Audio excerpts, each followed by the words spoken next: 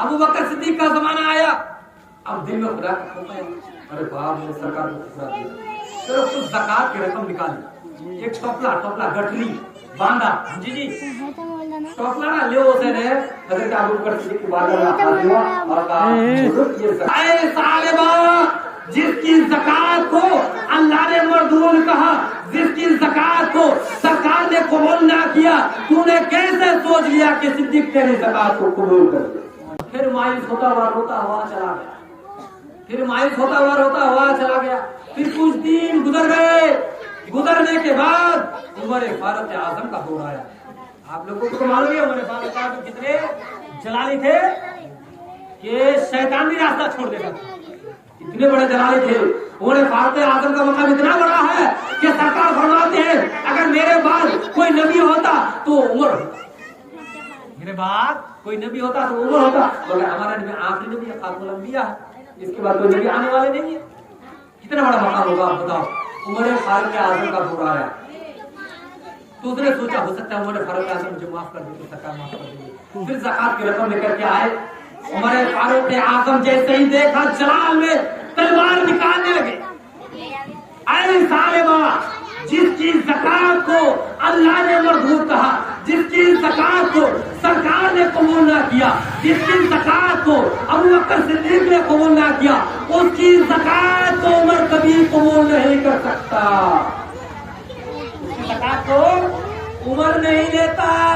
जल्दी से यहाँ से रफा दफा हो जाओ वरना तलवार, बस तलवार निकाले। अब सालिबा रोता आवाज आने लगा, हैया हाय अफसोस, हाय हमें हलाक हो गया, हाय मेरा हलाक हो गया। अपने सीने पर मारने लगा, अपने चेहरे पर मारने लगा, अपने जिस्म को खुद ब खुद नोचने लगा। सरकार ने से ही फरमाया था, ऐ सालिबा, तुम्हारे लिए गरीब ही बेहतर है, तुम्हारे लिए गरीब ही बेहतर है। अल्लाह अकबर। अब सालिबा रो रो करके अल्लाह अकबर रो रो करके जा रहे हैं, अपने जिस्मों पर मार रहे हैं, कभी रुखसार पर मार रहे हैं, कभी चेहरे पर मार रहे हैं, कभी अपने जिस्म को खुद ब खुद नोचने लगे। अल्लाह अकबर। सालिबा कहने लगे, हाय मैं हलाक हो गया, हाय मैं तबाह हो गया, हाय मैं बर्बाद हो गया। अगर सरकार की बात मान लेता तो गरीब ही मेरे लिए भलाई हो जाता, दौलत के चक्कर में आज मैं बर्बाद हो गया। ऐ मुसलमानों, इस वाकया से इबरत हासिल करो, इस वाकया से सबक हासिल करो कि दौलत ही इंसान को गुमराह कर देता है। यहाँ तक नौबत आ गई कि सालिबा उस जंगल में रहने लगे, झोपड़ी में रहने लगे।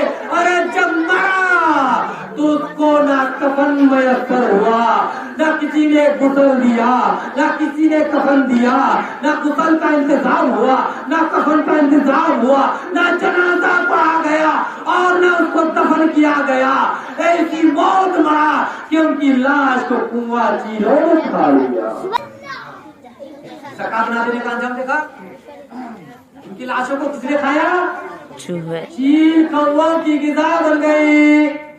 अबू सालिबा की लाश ना तो उसको किसी ने मिट्टी दिया, ना गुस्ल दिया, ना कफन पहनाया, ना जनाजा पढ़ा गया, बल्कि उनकी लाश कौवा चीलों की ग़िज़ा बन गई। सरकार ने सही फरमाया था, ऐ सालिबा, तुम्हारे लिए गरीब ही बेहतर है।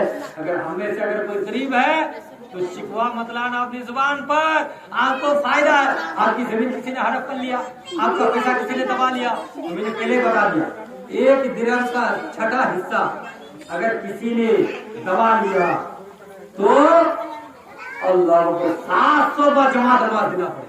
और कल क़यामत के दिन उसके बदले तुम्हारी नेकियां काटी जाएगी। नेकियां, सुभान अल्लाह। सुनो, बहरहाल पता चली क्या अल्लाह गरीबों को भाई शिकवाना जिंदगी का खाना हमारा हो जाएगी। भाई गरीबी ही बेहतर है तुम्हारे लिए, अल्लाह को पसंद है तभी तो गरीब होना, तो फिर इनकार क्यों करते हो? वरना मालदार को जवाब देना पड़ेगा। आओ तुम्हें अरे तुम्हें ना खाने को देना, मेरी सुन के हजरत मूसा अलैहिस्सलाम का नाम सुने होंगे, नबी है, जलील कदर पैगंबर। मूसा अलैहिस्सलाम के हालात हारून रिवाज में आया, मूसा अलैहिस्सलाम के हालात और इनके और कई जानवरों पर इनकी तिजोरी की चाबी रखी जाती है, कई जानवरों पर। तिजोरी की चाबियां रखी जाती थी। अब सोचो कितना बड़ा मंदिर होगा भाई, कितना बड़ा मंदिर होगा मेरी माँ बहनों। जानवर पर चाबियां रखी थी, लटका ही होता है। कितने जानवरों पर चाबियां रखी जाती थी कारून की। अब उसके पास कितनी दौलत होगी। तो जब हजरत मूसा अलैहिस्सलाम तौरात सुना करते थे, कारून को तौरात का इल्म भी था और उसके पास अच्छी आवाज भी थी।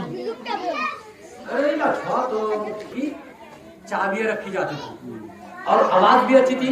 जब हजरत मूसा अलैहिस्सलाम तौरात को मतलब इस्लाम भी लाए थे, इस्लाम पर मजबूत भी थे, कायम भी थे, मूसा अलैहिस्सलाम के मानने वाले थे, तौरात के जानकार थे और आवाज भी अच्छी थी, इल्म भी था। मगर इसी आसना में एक दिन यह आयत नाज़िल हो गई कि मालदारों को ज़कात देना। अल्लाह का हुक्म है, जिसको अल्लाह ने दौलत से नवाजा है उसको ज़कात देना पड़ेगा। तो उस वक्त सबसे बड़ा मालदार कौन था? कारून था। सुनना, सबसे बड़ा मालदार कौन था? कारून था। तो हज़रत मूसा अलैहिस्सलाम ने कारून के घर लोगों को भेजा। तो गए तो मैं पुरुषों का बच्चे सुन तो मिला सुना जामे सुने ले कैमरे जमल सुना कर जे ओइरा कोने शैतान आवडे लोक के नाम प्रोग्राम दावे एक का हो जाएगा ना खत्म कमांडा का बुझा शैतान का काम तुम्हें आज ज्यादा करवा धरो ज्यादा कोई कुंडे की कमाई को ना तो पूछे नहीं ए दिमाग का भुआ नहीं ज्यादा कोई क्यों नहीं को शैतान क्यों उधर जा दिया हो गया। अब जब शैतान पेवत हो गया तो उसने अपनी ज़कात को बचाने के लिए कितना बड़ा ज्ञान से बताया। अल्लाह अकबर। उसने सोचा अरे बाप, अगर मैं ज़कात निकालूंगा तो कितनी दौलत मेरी निकल जाएगी। जैसे आजकल करोड़पति कहते हैं, अरे दौलत देने वाला अल्लाह, तभी तो तू करोड़पति बन गया। अगर उसमें से 1 लाख रुपए निकाल दोगे तो क्या फर्क पड़ जाएगा? गरीब फकीर मिस्किनों का भला हो जाएगा। तभी तो अल्लाह ने ज़कात का निजाम बनाया है ना। मगर वो सोचता है अरे 1 करोड़ टका में तो 1 लाख टका निकलिया बे दिन कारून को होले इधर ध्यान दे। सुना ना, एक औरत को पैसे देकर कहा तुमको एक काम करना होगा, पैसा जितना चाहे आप ले सकते। कहा क्या? तो मूसा अलैहिस्सलाम पर इल्जाम लगाना, झूठी तोहमत लगाना। अब औरत अगर वो अपनी जिस्म फरोश करती थी, मगर वो तो फिरौन नहीं था ना, नमरूद तो नहीं था। हाँ, फिरौन नमरूद तो नहीं थी वो औरत। उसके दिल में भी खुदा का खौफ, अगर जो जिस्म फरोश, मगर उसके दिल में भी खुदा का खौफ। वो कहने लगी काहे अल्लाह के नबी के बारे में ऐसी बातें कर दे, वरना तेरी बत्ती गूल कर दूंगा। कहते हैं ना, कुछ लोगों को इतना अकड़ होता है, गरीबों को इतने बड़े केस में जाकर फंसा देता है, बजेरा जिंदगी के बाद सूरज के चल जाता है। अल्लाह का आपको मरेगा नहीं, तेरे पास कोई जवाब होगा मरने के बाद। सोच ले कुछ आखिरत की कर ले। बहरहाल तो औरत किसी तरह से तैयार हो गई, तैयार होती नहीं, अब मजबूर में तैयार हो गई। तो इस कारून जाकर खड़े हो गए, कारून खड़े हो गए। कहा हुजूर एक मसला है, कोई अगर किसी शादीशुदा किसी से जिना कर ले, उसके लिए क्या हुक्म है? उसको संसार किया जाए, पत्थर से मारा जाए, पत्थर से। अगर इस्लामी हुकूमत होती यहाँ पे भी वही कानून है, उसको संसार किया जाए, पत्थरों से मारा जाए, यहाँ तक मर जाए। जानिया और जिना को सौदा या संसार किया जाए, गांव से निकाल दिया जाए, पत्थर मारा जाए, पत्थर मार मार कर निकाल जाए, जानिया और जिना कर दिया जाए। तो ये हुक्म सबके लिए है या अलग अलग लोगों के लिए अलग अलग हुक्म है? अमीर हो, मालदार हो, कोई आलिम हो, मुफ्ती हो, कोई भी हो, सबके लिए हुक्म बराबर है। तो उसने हारून ने कहा उस औरत को विचार करके, तो ये औरत क्या कह रही है? फिर हारून कह रहा है कि ये औरत क्या कह रही है कि इसके पेट में आपका बच्चा। अल्लाह अकबर। मूसा जलील कदर पैगंबर, इतनी बड़ी तोहमत। हजरत मूसा नबी ने अलैहिस्सलाम को तस्लीम इतना सुन रहा था कि जलाल में आ गए। हजरत मूसा अलैहिस्सलाम की जलाल और उसकी ताकत को देखकर औरत घबरा गई और घबरा कर कहने लगी, हुजूर मुझे माफ कीजिए, हुजूर मुझे माफ कीजिए, मैं ऐसी औरत नहीं हूँ, इन्होंने मुझे मजबूर किया पैसे देने पर और यही मुझे लेकर के आए। हुजूर की कुछ ऐसी कुछ बात नहीं है, ये इन्हीं का कर्म है। अल्लाह अकबर। हजरत मूसा अलैहिस्सलाम पर तौबा ज़कात की वजह से। जैसे आज एक हम बयान करते हैं तो छोटो कहले तो पैसा वाला छे पीर साहब आगो को ऊंचा होना छे। अरे पीर साहब एक का ना हजारों दा पीर हजार तो जन्नत ले जावे नहीं, जन्नत नहीं पहुंचावा पावे अगर तो मां बाप तो से नाराज गौड़ा संतोष एक का पीर ना हजारों दा पीर अगर तोर मां बाप तो से जन्नत नहीं जा सकता। इसलिए पीर साहब को छोहारा, बर्फी, रसगुल्ला और क्या कहते हैं किशमिश, ये पेश करने से पहले अपने दिल और दिमाग को साफ करो कि ये चीज जो तुम अपने पीर साहब को पेश कर रहे हो कभी अपने माँ बाप को भी पेश किया। जितने मर्तबा तुम अपने पीर का हाथ चूम रहे हो क्या अपने बाप का हाथ भी चूमा? अगर तूने अपने बाप को राजी किया, अपने माँ को राजी किया, फिर पीर के हाथ को चूमा, तब जाकर अब तुम्हारा कवताला राजी होगा, तब तेरी दुनिया की जिंदगी भी सवर जाएगी, भला हो जाएगी, आखिरत भी तेरे लिए भला। सुभान अल्लाह। पीर साहब का नाम लेने से जन्नत नहीं मिल जाएगी। सुनो पर इल्जाम हजरत मूसा ने मेरा रिसालत और तस्लीम ने खुदावंद ने कुदूस की बारगाह की, ए पाक परवरदिगार तेरे मासूम, अल्लाह के नबी मासूम होते हैं, कोई गुनाह नहीं, तेरे मासूमों पर इतना इल्जाम, क्या हुक्म होगा? अल्लाह का हुक्म हुआ, आए मूसा ये तेरा मुजरिम है, तू ही इसको सजा दे, ये तेरा मुजरिम है, तू ही इसको सजा दे।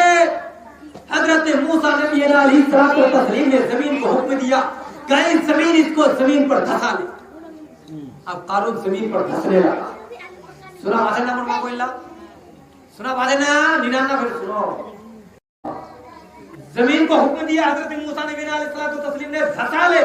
अब कारून धंसने लगा जमीन के अंदर, कहां तक? कमर तक धस गया। अब कारून क्या दिमाग आया पता है? ओहो रे मूसा, देखो देखो मेरी दौलत को हड़पने के लिए तुमको यही तरीका मिला था। अल्लाह देखो दौलत, मूसा नबी ने तस्लीम के सामने जुबान दराज दी। अब एक अल्लाह के नबी से जुबान दराजी का अंजाम क्या हुआ पता है?